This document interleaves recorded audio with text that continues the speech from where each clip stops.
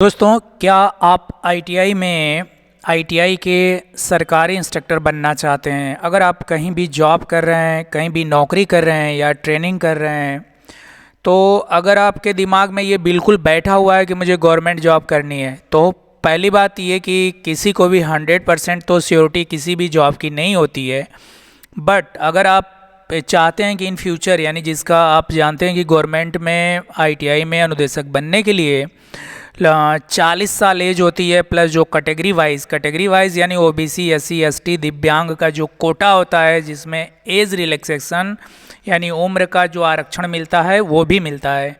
तो अगर आप कहीं भी जॉब कर रहे हैं, इस समय फॉर्म निकला हुआ है सीआईटीएस का, जिसको आप जानते हैं कि पूरे कंट्री यानी पूरे देश के 99% राज्यों ने ये मस्ट किया हुआ है कि अगर आप आईटीआई में अनुदेशक बनना चाहते हैं राजकीय आईटीआई में, तो आपको सीआईटीएस ट्रेनिंग मस्ट होगी।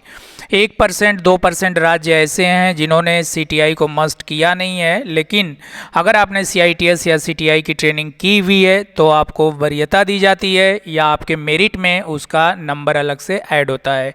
तो दोस्तों, इस समय सीआईटीएस का फॉर्म निकला हुआ है जिसकी लास्ट डेट 17 जून है। अगर आपका फाइनेंस यानी आपके पास जो पैसा होता है वो अगर आपको अलाउ करता है कि आप जो जॉब कर रहे हैं प्राइवेट जॉब, उसको छोड़ करके 1 साल सर्वाइव कर सकते हैं, 1 साल के लिए आप ट्रेनिंग में जा सकते हैं, क्योंकि ये जो सीटीआई की ट्रेनिंग होती है ना, ये पूरे 1 साल की होती है। तो 1 साल के बाद वापस आप जहाँ काम कर रहे हैं या कहीं और अगर प्राइवेट जॉब कर रहे हैं तो कर सकते हैं। ये ट्रेनिंग 1 साल की होती है। अगर 1 साल आप ट्रेनिंग कर लेते हैं तो दिमाग में एक बात ये बैठा लीजिए कि अगर आप आईटीआई हैं, चाहे अप्रेंटिस हैं, चाहे डिप्लोमा हैं, चाहे बीटेक हैं, तो आपका क्या होता है कि जो डिग्री है वो एलिजिबिलिटी हो जाती है की गवर्नमेंट आईटीआई में अनुदेशक बनने की। और आप इंडिया के किसी भी राज्य के रहने वाले हों, ये जो डीजीईटी है, डायरेक्टरेट जनरल ऑफ ट्रेनिंग, जिसको आप एनसीवीटी बोलते हैं, दिल्ली में इसका हेड क्वार्टर्स है, तो उन्होंने गाइडलाइन जो जारी की है पूरे कंट्री के लिए जारी की है।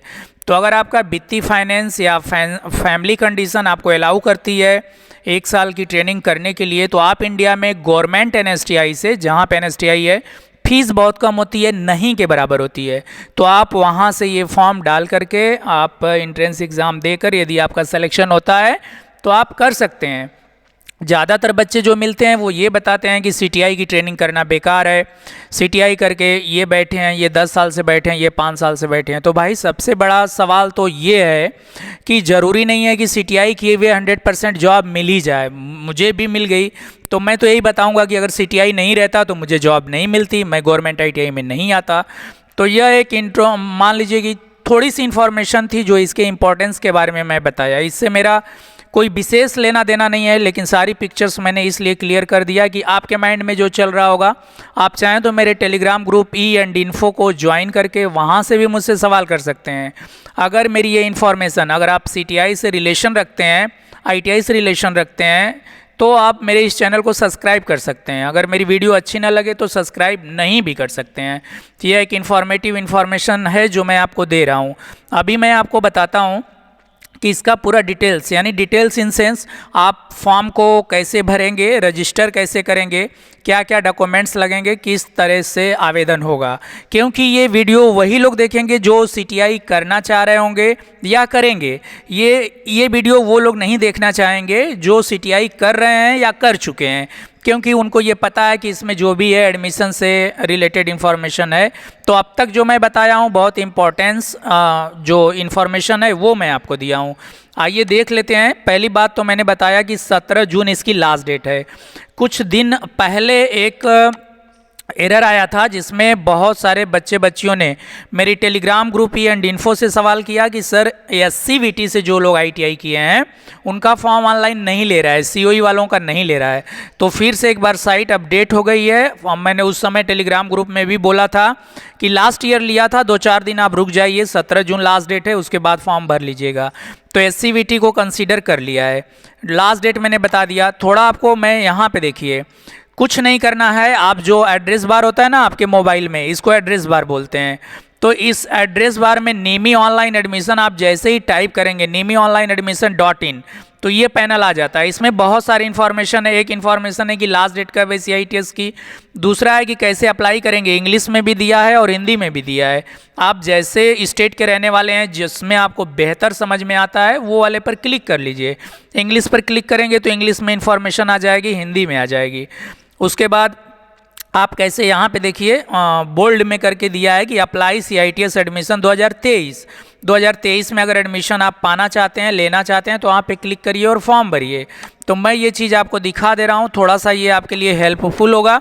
जैसे सबसे पहले आपको पंजीकरण करना होता है, तो पंजीकरण के लिए यहाँ पे दिया है अप्लाई CITS एडमिशन लिंक, यहाँ से आप रजिस्ट्रेशन करेंगे। जैसे ही इसको क्लिक करेंगे आपको इस तरह का विंडो दिखेगा, ये दिखेगा CITS रजिस्ट्रेशन। तो अभी मैं बताता हूँ कि इसको आप करेंगे कैसे। तो यहाँ पर आप देख लें, कुछ आपके लिए हेल्पफुल है।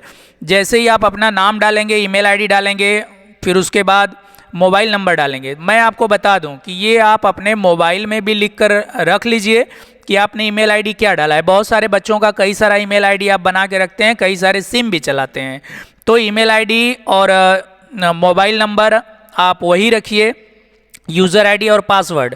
कोई आपकी स्पेशल डायरी है तो वहाँ पर लिख के रख लीजिए कि CITS का हमने रजिस्ट्रेशन किया था, तो ये ईमेल आईडी डाला हूँ, ये मोबाइल नंबर डाला हूँ, ये फ़ोन नंबर ये डाला हूँ, पासवर्ड डाला हूँ, ये मेरा यूज़र आईडी है। ताकि इन फ्यूचर जब भी आपका एडमिट कार्ड आता है या जो भी CITS ट्रेनिंग में प्रोसेस होती है, ये सारी इन्फॉर्मेशन आपके पास आउट होने तक चलेंगी।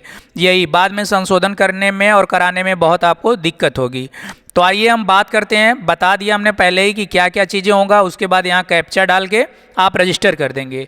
एक बार रजिस्टर कर देंगे तो उसी आईडी, वही जो यूज़र आईडी आपने यहाँ पे डाला हुआ है, उस यूज़र आईडी और पासवर्ड को जाएंगे जब लॉगिन में, तो यूज़र आईडी पासवर्ड डाल देंगे, आपका पेज लॉगिन हो जाएगा, वो सारी इन्फॉर्मेशन आपको आ जाएगी।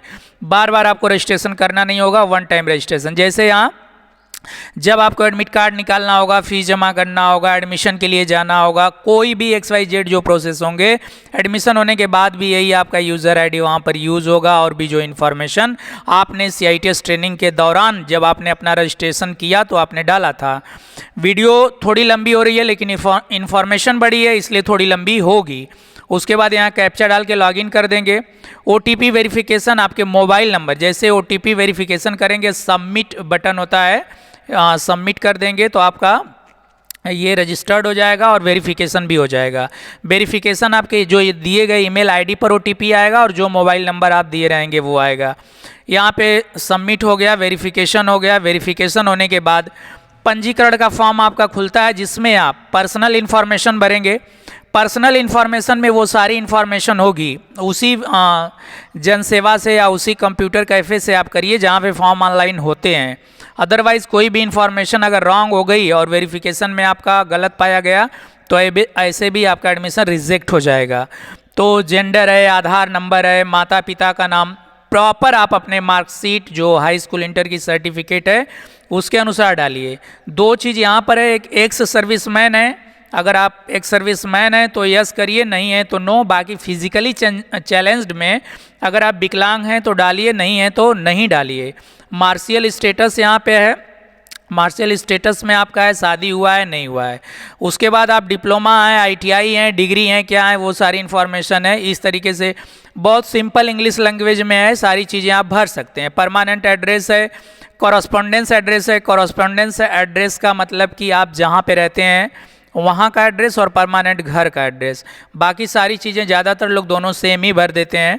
Academic education, high school inter जो भी आपकी इन्फॉर्मेशन है, 8वीं 10वीं NCVT डिप्लोमा डिग्री, वो सारे प्रमाण पत्र, भूतपूर्व सैनिक, शारीरिक विकलांग, ये सब चीज़ मैं अपने टेलीग्राम ग्रुप E&Info में शेयर भी कर दे रहा हूँ ये PDF फाइल, प्लस आप वेबसाइट पे भी जाके ले सकते हैं।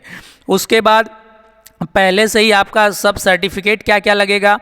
डॉक्यूमेंट आपका एकेडमिक सर्टिफिकेट जिसकी साइज़ 10 KB से 100 KB होना चाहिए। सिग्नेचर की साइज़ 10 KB से 40 KB होनी चाहिए। फॉर्मेट JPG होगा या JPEG, इसी फॉर्मेट में वो सारे लोड होंगे। Upload signature, photo, technical certificate और एकेडमिक।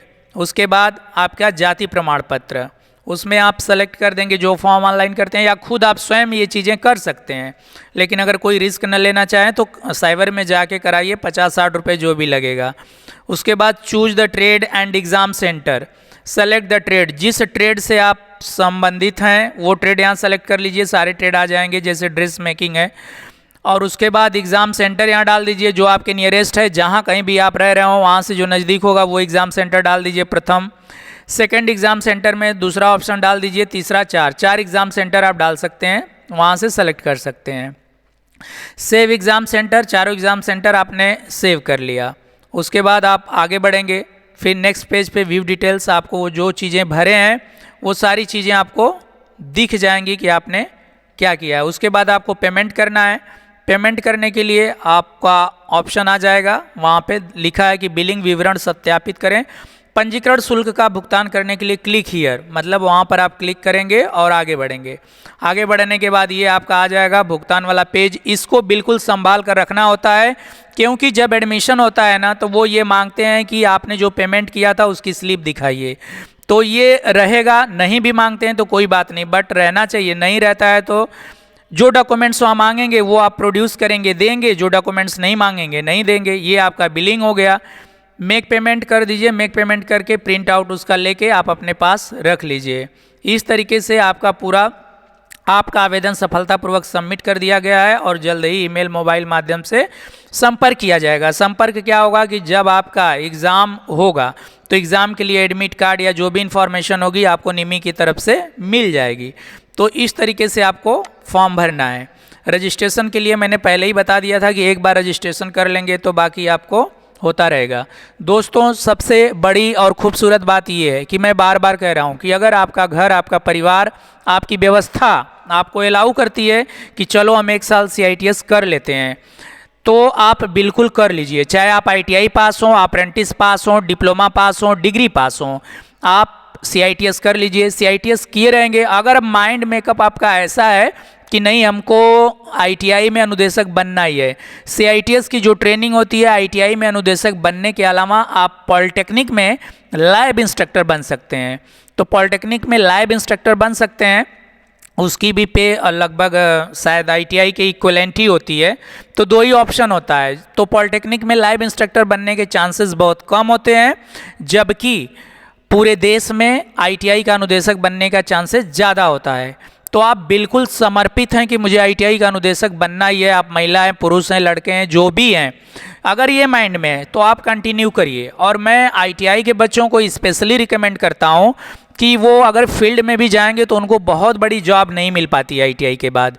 तो ITI और अप्रेंटिस वाले को तो मैं स्पेशली रिकमेंड करूँगा कि वो CITS कैसे भी मर जी कर, कैसे भी कर्ज लेकर, कैसे भी तकलीफ़ कर लें, क्योंकि बहुत बड़ा खर्च नहीं आने वाला है आपको CITS ट्रेनिंग में।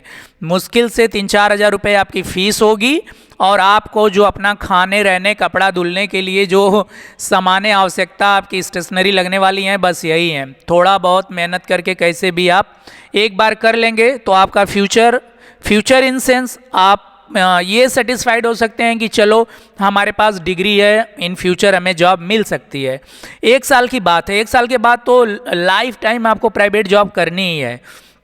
रही बात डिग्री वालों की, तो डिग्री वाले भी चाहें तो कर सकते हैं, अन्यथा की स्थिति में बीटेक और डिप्लोमा के लिए बहुत ज़्यादा प्रॉब्लम नहीं होनी है।